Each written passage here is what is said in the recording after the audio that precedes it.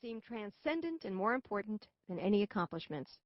3 years later, after I had my feminist-inspired tubal ligation reversed and married Lou Bishop, Derek was born. Something intense, unique, special, serious, and overwhelming naturally occurs between a mother and a child that becomes the focal point of the mother's life. She has created new life in her body, a life totally dependent upon her goodwill and good sense. But bad ideas die hard.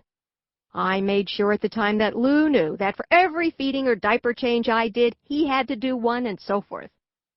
Once Derek was born, and he was not an easy baby, I cherished and selfishly protected all those special moments. I loved changing diapers and breastfeeding him. The sense of joy from watching him giggle as I wiped his bottom is frankly indescribable, as was the sense of significance I felt watching him take nourishment from my own body. I soon gave up the 50-50 nonsense, and we settled into doing as a team whatever needed to be done. I was home full-time while Lou earned a living to take care of us. I had been a local radio talk show host prior to Derek's birth, and frankly, I absolutely missed my radio work with a profoundly painful passion. I saw no way, however, to work and take care of Derek all by myself. When Derek was more than 3 years old, a very small radio station, K-Wink, moved into the mall, 10 minutes walking distance from our home, which was important because we could not afford 2 cars, and I was offered a radio job for $2,000 a month to work on air live from noon till 3.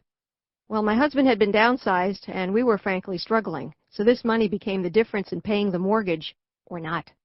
Downstairs in this small mall was a place called Kid Stop. It was run by former teachers and provided care for children while their parents shopped in the mall. Kid Stop was adorable. It had more toys and instruction than could be imagined, and the owner was so sweet with the children, who included her 2 sons, about Derek's age. I gave it a try to see if Derek would enjoy the experience. He loved the playtime and managed to nap in the midst of the chaos. If he had reacted negatively to this environment, I never would have accepted this part-time job. After less than a year, I went to work for a small network, where I was able to work from our garage behind our home. Derek would play at my feet while I broadcast 9 to noon, and during the 5 commercial and news breaks each hour, we would munch snacks and snuggle. I quit this network early on when it didn't pay for the broadcast equipment or my earnings, and I discovered that it was owned by a white supremacist group. At this point, Lou's work career seemed to collapse because of the lack of opportunities available to men in their 50s, and we were at risk of losing everything. We brainstormed.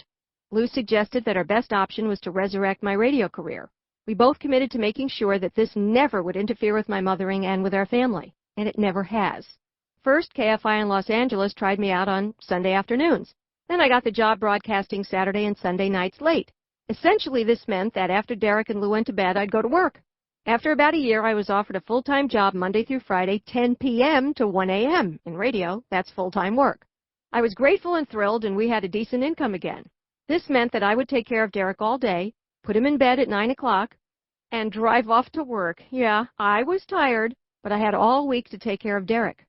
We had the necessary income, we survived, and I was working at my first love, radio broadcasting, talking one-on-one to folks about life's issues. Soon Lou was working exclusively as my manager. There was some discussion at KFI about moving me to the more ratings-significant daytime hours because of the big audience I had at night. Well, I was panicked that they might offer me afternoon drive, which is 3 to 7 p.m., and I would have to turn that down.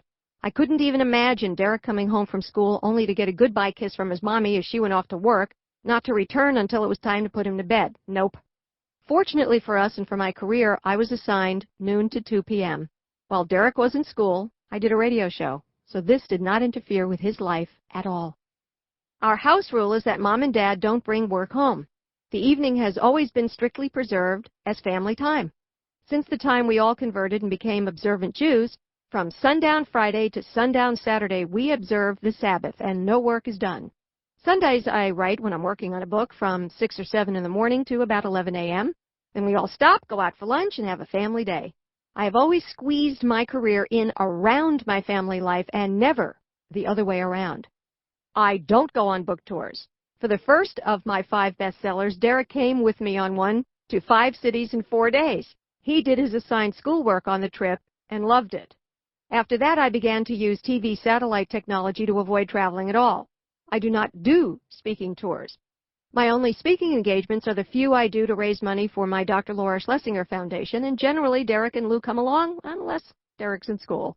If I'm gone overnight, Daddy is with him full time. We had a brief experience with a part-time preschool in a Christian church and had a babysitter for some hours once a week, but our basic, unwavering commitment has always been that one or both of us is always physically there.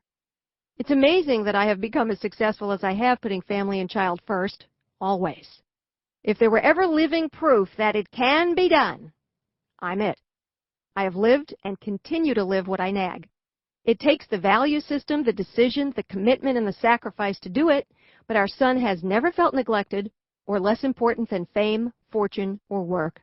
So contrary to what you often read or hear about me in the media, I really do practice what I preach, and so I know